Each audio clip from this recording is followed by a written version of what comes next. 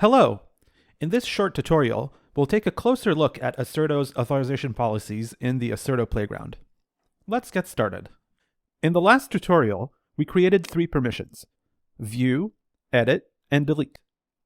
We tested these permissions with three users: Einstein, Elvis, and Mort. Mort, the viewer, was granted only the view permission. Elvis, the editor, was granted both the view and edit permissions. And Einstein, the admin, was granted all three permissions. The settings for these roles and permissions are mirrored in the data.json file seen in the pane here on the bottom right. For example, we can see that there's the property admin that's nested in the roles object with three permissions listed: basic rbac.view, basic rbac.edit, and basic rbac.delete. When we make changes in the roles control, the changes are reflected in the data.json file. The data.json file is used in our policy, and let's see how.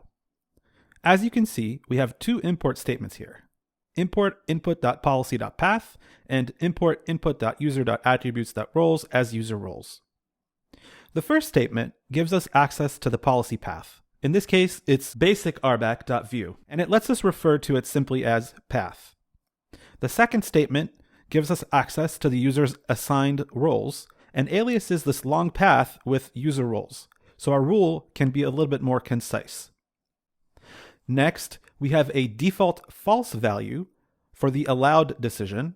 This follows the pattern of a closed system where access is denied by default.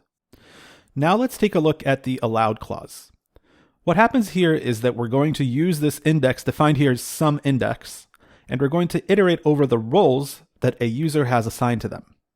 Then we'll reach into the data.json file referenced here as data and check the roles segment of the file for the current role it's iterating over. Then it will continue into perms for the path basic rbac.view, and finally get the value of the allowed property. So for example, if our user is assigned the role of an admin, it will be the only role that needs to be iterated over. We're going to access roles in data.json. The user roles at index will be admin. Then we'll continue on to perms. Path evaluates to basic rbac.view. And finally, we get the allowed value, which is true.